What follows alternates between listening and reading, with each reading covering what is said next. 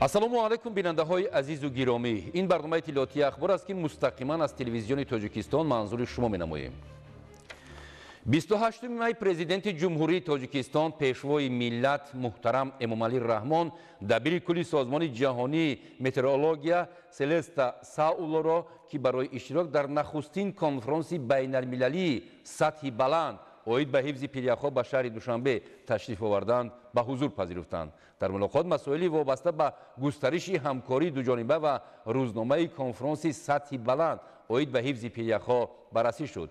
президенти кишвар муҳтарам Эмомалӣ Раҳмон меҳмони олимақомро хайрамақдам гуфта барои дастгирӣ аз ташаббусҳои ҷаҳонии Тоҷикистон аз ҷумла дар самти ҳифзи пиряхҳо изҳори сипос карданд. дабири кулли созмони ҷаҳонии обу ҳавошиносӣ дар навбати худ ба талошҳои пайвастаи Тоҷикистон ва сарвари давлати моро дар ҷодаи истифодаи об ҳамчун сарчашмаи сулҳу ҳамдигарфаҳмӣ баҳои баланд доданд. бо сарпарастии созмони ҷаҳонии обу ҳавошиносӣ ва мусоидати дигар шарикони рушд дар шаҳри Душанбе таъсис додани маркази ҳамоҳангсозии минтақавӣ оид ба яхшиносӣ пешниҳоди муҳим дониста шуд. ҳамчунин атрофи ташаббуси Тоҷикистону Фаронса 10-солаи амал барои илмҳои киросферӣ 2025-2034 ва дигар мавзӯъҳои мавриди таваҷҷӯҳи муштарак табодули судманд сурат гирифт. 28 май президенти ҷумҳурии Тоҷикистон пешвои миллат муҳтарам Эмомалӣ Раҳмон бо ноиби президенти Бонки Осиёии рушд Ингминг Ян ки барои иштирок дар нахустин конфронси байналмилалии сатҳи баланд оид ба ҳифзи пиряхҳо ба шаҳри Душанбе ташриф оварданд мулоқот намуданд. дар мулоқот масоили рушду тавсеяи ҳамкории Тоҷикистон ва Бонки Осиёии рушд баррасӣ гардид. президенти кишвар муҳтарам Эмомалӣ Раҳмон Бонки Осиёии руштро яке аз шарикони асосии Тоҷикистон дар ҷодаи рушд номиданд. таъкид гардид ки таи солҳои ҳамкорӣ портфели маблағгузории бонк 190 лоиҳаро ба маблағи умумии зиёда аз 2,7 миллиард доллар дар бар гирифтааст ва ин лоиҳаҳо дар рушди соҳаҳои иҷтимоию иқтисодии кишвари мо нақши муҳим доранд. пешгирӣ ва коҳиш додани фишори омилҳои беруна ба иқтисоди миллӣ аз ҷумла шиддат гирифтани таъсири паёмадҳои тағйирёбии иқлим аз мавзӯъҳои муҳими суҳбат буд. барои ҳалли масъалаҳои умдаи иҷтимоӣ, энергетикӣ, рушди инфраструктура ва коммуникатсия, ҷалби бештари сармоя барои татбиқи лоиҳаҳои соҳавӣ ва ҷудо намудани маблағҳои иловагии грантӣ зарур шумурда шуд. тақвияти ҳамкорӣ дар самти ташаккули минбаъдаи иқтисоди рақамӣ, рушди соҳаҳои кишоварзӣ, нақлиёт, тандурустӣ, сайёҳӣ ва бахши хусусӣ муҳим арзёбӣ гардид. таваҷҷӯҳи зиёд ба татбиқи босамари лоиҳаи беҳтарсозии малакаҳои касбӣ ва имкониятҳои бокотармишавӣ зоҳир гардида таъсиси ҷойҳои кории нав ва баландбардоштани сатҳи некуаҳволии мардум муҳим дониста шуд. изҳори умед карда шуд ки Бонки Осиёии рушд ҷиҳати дастгирии бунёди эътимоди байналмилалии ҳифзи пиряхҳо ки طبق قدنامه مجموعه عمومی سازمان ملل متحد درباره اعلان سال 2025 همچون سال بین المللی حفظ پریخ‌ها تأسیس یافته است اقدامات شایسته را راه‌اندازی خواهد کرد. اطراف مکمل سازی استراتژی نوبتی شریکی تاجیکستان با بانک آسیایی رشد برای 5 سال من بعد نیز تبادل افکار صورت گرفت. پس از ملاقات با پرزیدنت جمهوری تاجیکستان پیشوای ملت محترم امامعلی رحمان، نایب پرزیدنت بانک آسیایی رشد اینگمینگ یانگ اندیشه‌هایشان را به روزنامه‌نگاران چنین بیان داشتند. در نهایت جناب عالی تبریکات صمیمی ما را بابت راهنمایی شخصیتان در پیشبرد معروضه مهم گلوبالی و مانند اداره‌کنی ثمرناک ذخیره‌های آب و حفظ پیره‌ها قبول کنید. بانک آسیایی رشد در این جهت شریکی مفید را پیشنهاد خواهد کرد. راهبری شما در این سمت نه تنها زمینه مهم برای ما آید ثمرناکی کارمان میباشد، بلکه مرحله نوی تصمیم‌ها در سمت حفظ پیره‌ها و مطابق شوی با تغییریابی اقلیم خواهد بود.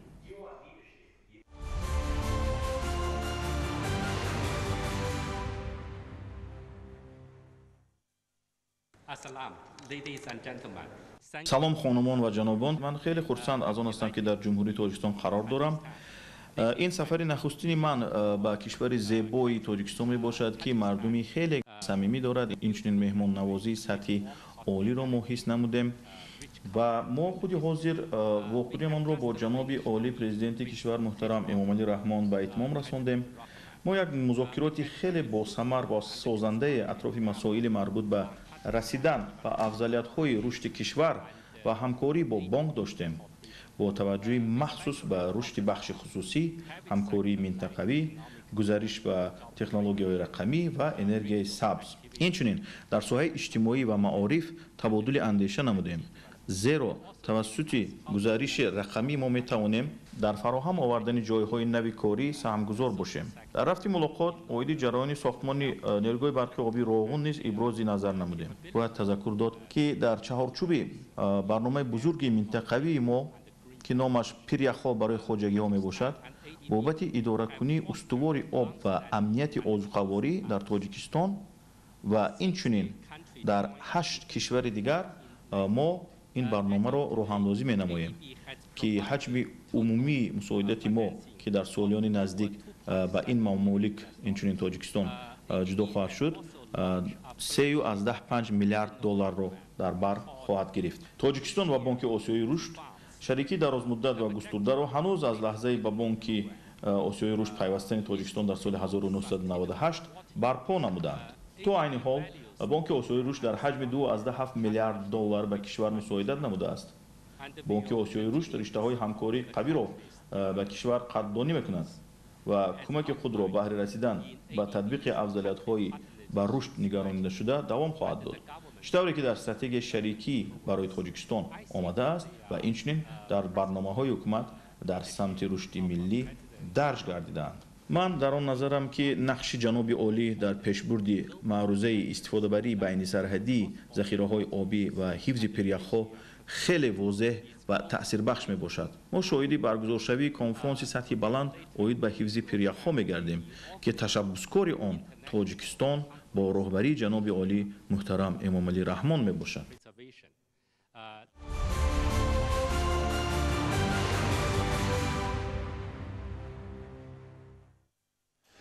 28 مای президенти ҷумҳурии тоҷикистон пешвои миллат муҳтарам эмомалӣ раҳмон ноиби президенти ҷумҳурии гамбия муҳаммад яллоуро ки барои иштирок дар нахустин конфронси байналмилалии сатҳи баланд оид ба ҳифзи пиряхҳо ба душанбе ташриф овардаанд ба ҳузур пазируфтанд. дар мулоқот масоили роҳандозӣ ва густариши ҳамкории тоҷикистону гамбия баррасӣ шуд.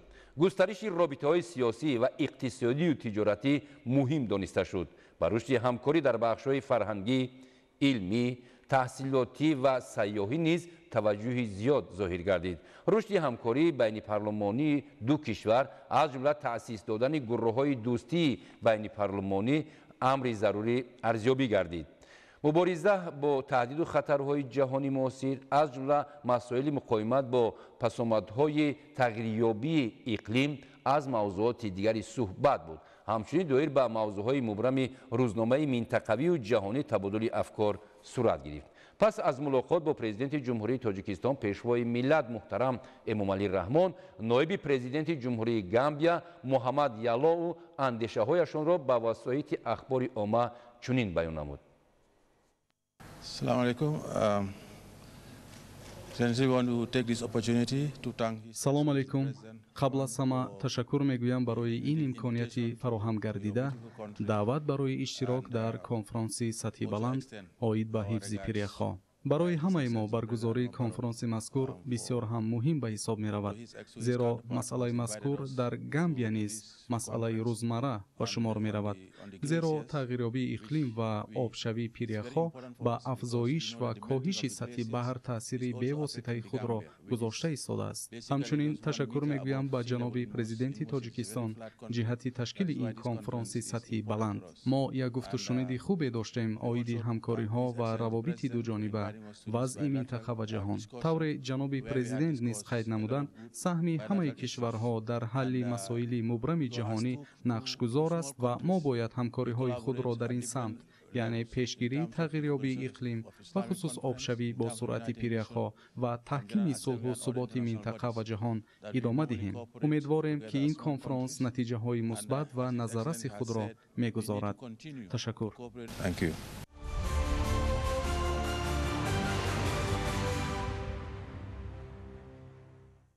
28 مای президенти ҷумҳурии тоҷикистон пешвои миллат муҳтарам эмомалӣ раҳмон муовини якуми президенти ҷумҳурии зимбабве константино чивенгаро ки барои иштирок дар нахустин конфронси байналмилалии сатҳи баланд оид ба ҳифзи пиряхҳо ба шаҳри душанбе ташриф оварданд ба ҳузур пазируфтанд. дар вохӯрӣ масоили густариши муносибатҳои ҳамкории ду кишвар баррасӣ гардид. таваҷҷӯҳи зиёд ба таҳкиму тавсеяи робитаҳо дар арсаҳои сиёсӣ, иқтисодӣ, саноат, энергетика ва кишоварзӣ зоҳир гардид.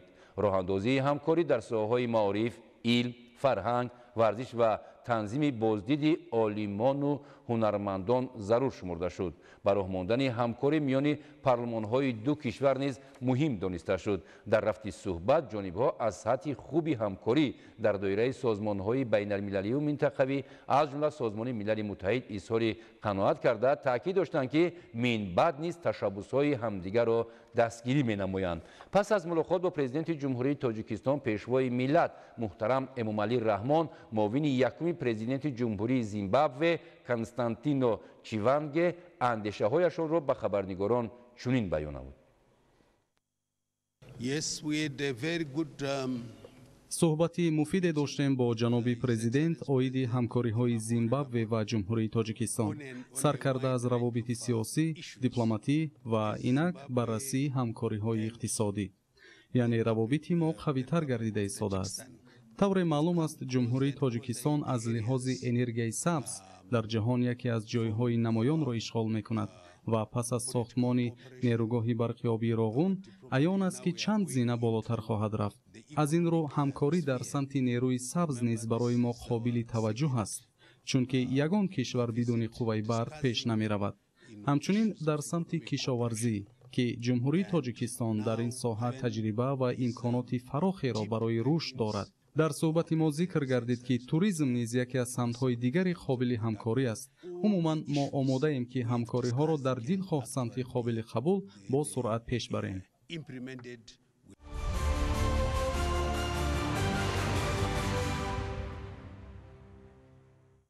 28 май президенти ҷумҳурии тоҷикистон пешвои миллат муҳтарам эмомалӣ раҳмон директори иҷроияи хазинаи кӯдакони созмони милали муттаҳид юнисеф Кэтрин Мери Расселро ки барои иштирок дар нахустин конфронси байналмилалии сатҳи баланд оид ба ҳифзи пиряхҳо ба шаҳри душанбе ташриф оварданд ба ҳузур пазируфтанд. дар мулоқот масоили вобаста ба рушди ҳамкории тоҷикистон бо юнисеф баррасӣ гардид. таъкид шуд ки давоми 30 соли ҳамкорӣ бо юнисеф дар тоҷикистон барномаҳои афзалиятнок дар соҳаҳои ҳифзи саломатии модару кӯдак, таҳсилоти босифат, солимии ҷавонон, ислоҳоти сиёсати иҷтимоӣ ва ҳифзи кӯдак амалӣ гардид. мукаммал кардани муҳити омӯзиш, такмили сифати таълими кӯдакони хурдсол ва синни томактабӣ аз масоили муҳими ҳамкории оянда аз ҷумла тавассути рушди рақамикунонии раванди таълим дониста шуд. директори иҷроияи юнисеф талошҳои пайвастаи пешвои миллатро ҷиҳати фаро гирифтани кӯдакон бо таҳсилоти томактабӣ, ҷалби духтарон ба раванди таълиму тарбия ва умуман рушди соҳаи маориф дар кишвар баҳои баланд доданд. пас аз мулоқот бо президенти ҷумҳурии тоҷикистон пешвои миллат муҳтарам эмомалӣ раҳмон директори иҷроияи хазинаи кӯдакони созмони милали муттаҳид юнисеф Кэтрин Мери Рассел андешаҳояшонро ба рӯзноманигорон чунин баён намуд. اسم من کاترین راسل میباشد. خیلی صحبتی پرمحتوا داشتم با جناب عالی پرزیدنت کشور. در رفت مذاکرات ما مسائل مربوط به علل خصوص کودکان که خزینه ما بسیارتر تمرکز میکنه در کار با کودکان بابت رشد بر محل کودکان، فراگیری کودکان در تحصیلات مکتبی. اینچنین ما فرا گرفتیم مسائل اقلیمی و اینچنین عهده‌داری هایی که جمهوری تاجیکستان عین حال دارد و لایحه مشترکی که انجام داده استادیم، تطبیق نموده استادیم و ما تیاری خود را ابراز داشتیم. همچون یونیسف، دفتر یونیسف که تقریبا 30 سال باز ما کمک رو به کشور پیشنهاد میکنیم، در آینده نیز دستگیری خود رو دریغ نمیداریم. تشکر.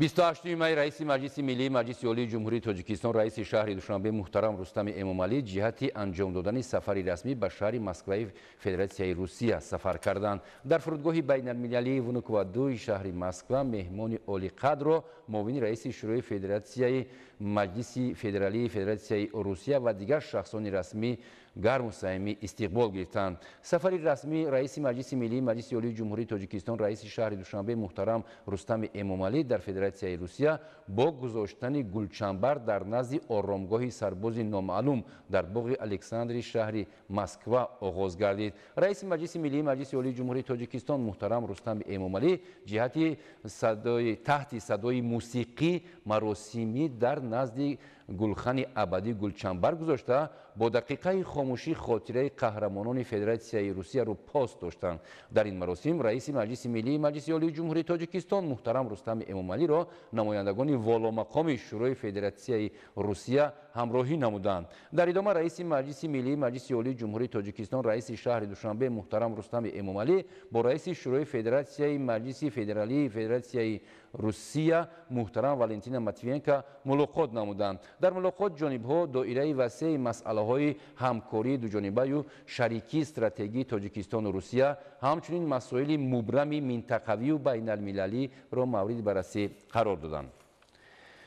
نیمه دوم روز 28 می در حاشیه سفری رسمی در فدراسیای روسیه رئیس مجلس ملی مجلس عالی جمهوری تاجیکستان رئیس شهر دوشنبه محترم رستم امامعلی با پرزیدنت فدراسیای روسیه محترم ولادیمیر پوتین ملاقات نمودند. در آغاز ملاقات محترم رستم امامعلی پیامی گرم و تمنیات صمیمانه پرزیدنت جمهوری تاجیکستان پیشوای ملت محترم امامعلی رحمان را به پرزیدنت فدراسیای روسیه محترم ولادیمیر پوتین رسانیدند. در واقع مجموعه دایره وسیع مسائل همکاری شریکی استراتژی و همپیمانی تاجیکستان و روسیه بررسی کرده شد. پیشنهاد تاجیکستان در مسائل داغ روز از 29 تا 31 می سال روان در پایتخت تاجیکستان عزیزمان شهر دوشنبه میزبان نخستین همایش در تاریخ انسانیت عاید به مسائل حفظ پیریخ‌ها می‌گردد. در اساس پیشنهاد پیشوای معظم ملت محترم امامعلی رحمان و قبول قطعنامه از جانب مجمع عمومی سازمان ملل متحد اینچنین جانبداری جامعه جهان از این تشبث آینده‌سازی پرزیدنت جمهوری تاجیکستان محترم امامعلی رحمان سال 2025 سال حفظ پیریخ‌ها و 21 مارس همچون روز بین المللی حفظ پیریخ‌ها دانسته شد. به خاطر اشتراک در این همایش بین المللی واردشوی رهبران هیئت‌های رسمی به شهر دوشنبه از صبح 27 می آغاز گردید. تا این لحظه معاون دبیر کل سازمان ملل متحد امینه محمد، نایب پرزیدنت جمهوری مالدو حسین محمد لطیف، نایب پرزیدنت جمهوری گامبیا محمد جلالوف، معاون سروزیر جمهوری بلغارستان اتاناس زکیروف، معاون سروزیر شاهیگری لستو جاستیس اتنیخوم ماچارا، نایب پرزیدنت جمهوری زیمبابوه کنستانتینو چیوینگا و دیرکتور اجرایی خزینه کودکان سازمان ملل متحد یونیسف کاترین مری راسل و جمهوری تاجیکستان تشریف آوردند. پیشاهنگی تاجیکستان در مسائل داغ روز کمیته حفظ محیط زیست نزد حکومت جمهوری تاجیکستان در همکاری با فوند اقلیمی سبز در دایره لایحه تغییریابی اقلیم امروز یعنی دیروز در ناحیه دنقره از لایحه‌های اجرا شده دیدن نمودند.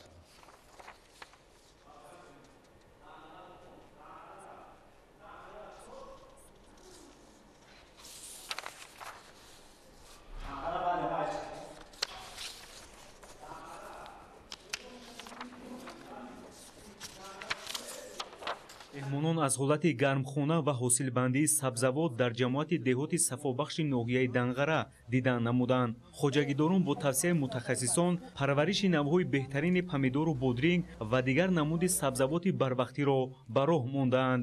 таҷҳизоту дастгоҳҳои гармхонаи муосир аз хориҷи кишвар ворид карда шуда барои парвариши сабзавоти барвақтӣ нигаронида шудааст.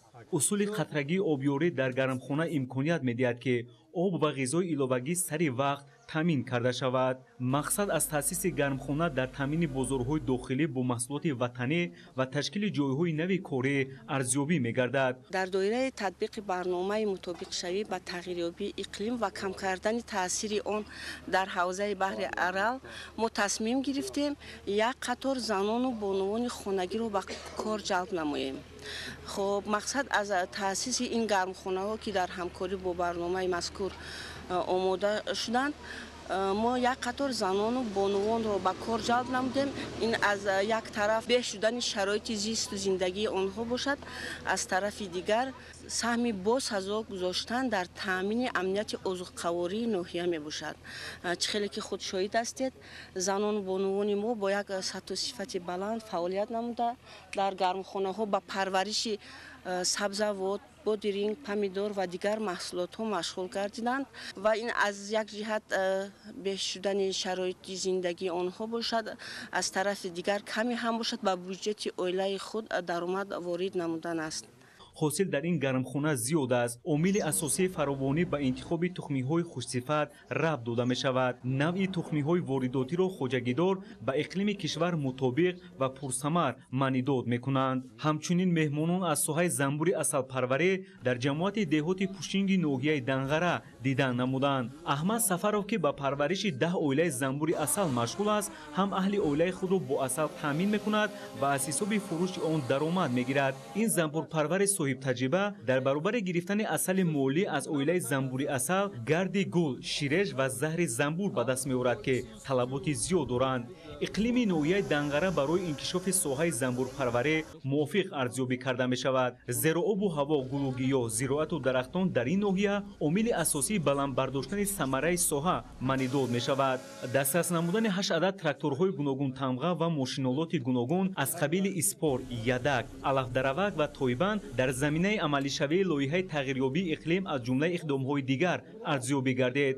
بعداً هیئت مهمانان از باغ 25 سالگی استقلالیت دیدن نمودند. باغ مذکور در میدان 6 گکتار با مجهز گردیدن همه نمود سیستم آبیارکنی قطرگی بنیاد یافته، در آن نهال درختان آلو، سیب، پیسته و بادام نشونمای خوب دارند.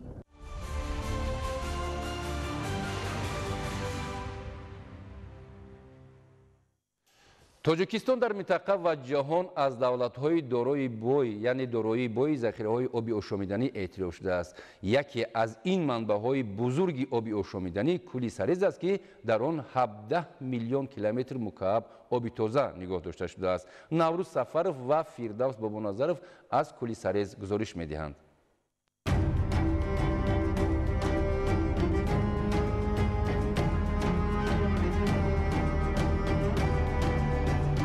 در شرایطی که اقلیم تغییر می‌یابد، در شرایطی که حرارت میانه کره زمین بالا می‌رود، پیرک‌های ما نیز امروز با آبشوی پرسرعت شروع کردند و این یک مشکلاتی است که نه تنها با پیرک‌های ما، با تمام ذخیره‌های پیرکی روی عالم تهدید می‌کند و همه این را به نظر گرفته پیش‌روی معظم ملت ما تشبساتی که اخیراً کردند در مسئله حفظ پیرک‌ها، سال بین‌المللی حفظ پیرک‌ها، روز حفظ پیرک‌ها، این عمل‌هایی هستند برای نجات پیرک‌ها، همچون سرچشمه اساسی آب و سرچشمه اساسی حیات در روی زمین.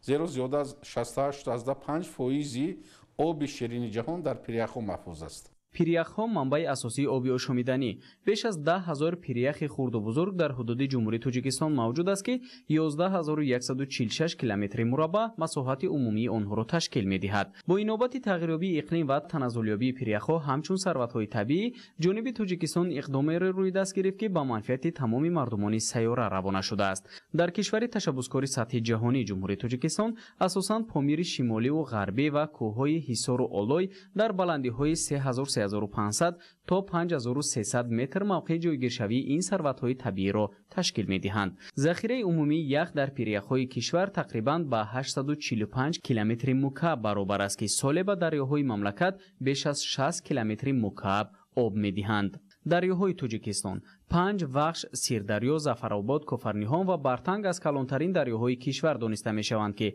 درازی هر کدام بیش از 10 کیلومتر و در عموم 28,500 کیلومتر را تشکیل می‌دهند. دریاهای تاجیکستان ذخیره‌های بزرگ انرژی آبی دارند. اقتدار انرژی دریاها و کل‌های کشوری ما بیش از 64 میلیون کیلووات ساعت را تشکیل می‌دهد. дар тоҷикистон ҳудуди 1800 кӯл вуҷуд дорад. масоҳати умумии кӯлҳои тоҷикистон 1005 километри мураббаъро ташкил дода 1% ҳудуди мамлакатро дар бар мегиранд. ҷумҳурии тоҷикистон аз кишварҳоест ки дар минтақа ва ҷаҳон ҳамчун давлати дорои бои захираҳои оби ошомиданӣ дониста мешавад. захираҳои оби ширин мо боиси таваҷҷӯҳи ҷаҳониён гаштааст. аз ин рӯ сарвари давлат муҳтарам Эмомалӣ Раҳмон ба масъалаи об ва захираҳои он, истифодаи эҳтиёткоронаву пурсамар ва сарфакоронаи ин манбаи ҳаёт таваҷҷӯҳи ҳамешагӣ доранд ва вобаста ба ин масъалаи мубрами глобалӣ мунтазам дар сатҳи ҷумҳуравию минтақа ва ҳам дар сатҳи байналмилалӣ тадбирандешӣ менамоянд. яке аз минтақаҳои бисёр зеботарин ва дорои садди баландтарини табиӣ ин кӯли Сарез бо садди Усой аст, ки дар ҳудуди кишвари мо ҳамчун ҳадияи табиат ва дорои оби мусаффои ошомиданӣ дониста мешавад. чӣ тавре ки аз сарчашмаҳои таърихӣ маълум аст, соли 1911 тақрибан соатҳои 11-15 дақиқаи шаб заминларзаи шадид дар водии Бартанг рух дод, ки маркази он тақрибан деҳаҳои Усой ва саррези водии Бартанг буд ва деҳаи Усой пурра зери кӯҳ мемонад ва дар инҷо садди пайдо шуд, ки баландии он зиёда аз 567 метр, яке аз баландтарин садҳои табиӣ дар ҷаҳон аст ва дарозии он тақрибан 3,5 километрро ташкил медиҳад ва зиёда аз 2 миллиард тонна сангу шағал ва кӯҳпора пеши роҳи дарёи Мурғовро баст ва кӯли Сарез пайдо шуд. дар ин ҷо айни замон обе ки ҷамъ шудааст ба миқдори 17 миллион километри куби аст ва дарозии кӯл аллакай зиёда аз 75 километр, паҳноӣ дар баъзи мавзеъҳо аз 500 то 13 километрро ташкил медиҳад ва яке аз манбаъҳои арзишмандтарин ва манбаи бисёр ҳам пуробтарин оби ширини минтақа ва сайёраи замин ба ҳисоб меравад. нозанин Нигини Кабуди Помир ва чанде аз истилоҳоте ҳастанд, ки миёни мардумон Саррезро бо чунин номҳо машҳур гардонидааст. ин кӯл дар қисмати шарқии Бадахшон миёни ноҳияҳои Рӯшон ва Мурғоб ҷойгир буда, дар баробари оне ки манбаи хосаи оби ошомиданӣ дар минтақа дониста мешавад, ҳамчунин барои ҷаҳонгардон низ макони хуби сайру сайёҳат ва тамошобоб аст. ин кӯл аз ҷиҳати масоҳат сеюмин калонтарин кӯл дар тоҷикистон маҳсуб меёбад. Саррез на танҳо барои сайру сайёҳат, балки захираи бои оби ошомиданиро доро аст ва дар натиҷаи афтидани сангу дигар маводҳои кӯҳӣ дар маҷрои оби Мурғоб пайдо шудааст. 3263 метр баландтар аз сатҳи баҳр мавқеи ҷойгиршавии Саррезро ташкил медиҳад. кӯҳҳое ки Саррезро иҳота карданд аз сатҳи рӯи кӯл 2600-2700 метр баландтар ҳастанд ва Саррез оби мусаффо дорад, ки назираш дар ҷаҳон нест.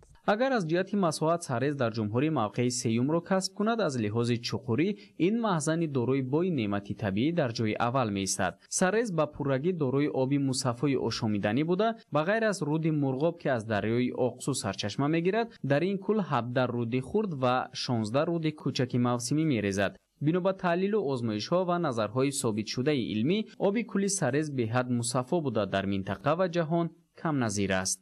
таҳлилҳои химиявие ки дар озмоишгоҳи химия ва экологияи маркази илмии таҳқиқоту экология ва муҳити зисти Осиёи марказӣ гузаронда будем, нишон медиҳанд, ки миқдорҳои ионҳои калтий ва магний ки дуруштии обро нишон медиҳанд, тирагӣ, миқдори намакҳои дар об буда ба оби тозаи ошомиданӣ хос мебошанд, ҷавобгӯ мебошад. яъне манбаи оби Саррез аз пиряхҳо ва обҳои аз барфҳо обшуда мебошад. оби кӯли Саррез тоза буда ошомиданӣ мебошад.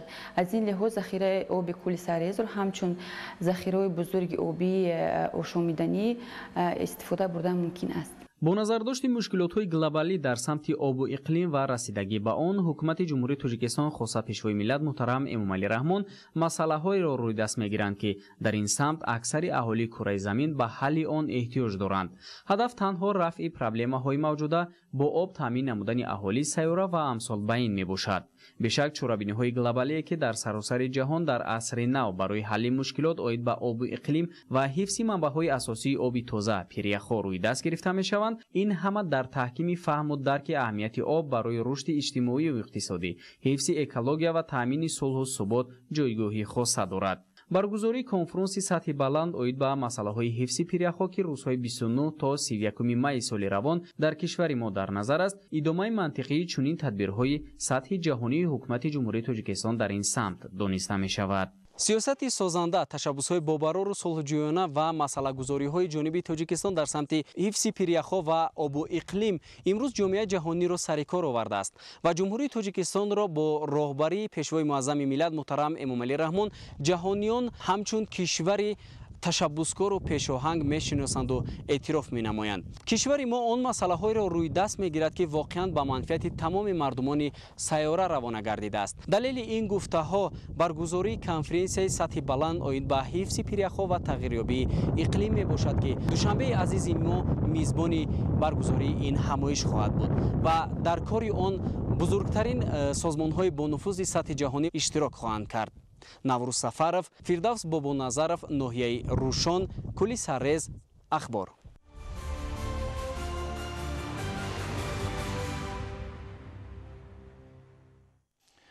бинандаҳои азиз, мо шуморо бо хабару гузоришҳои тоза дар нашрҳои минбаъдаи барномаҳои ахбор дар ҷараёни рӯз ошно месозем. хайрхуш намекунем.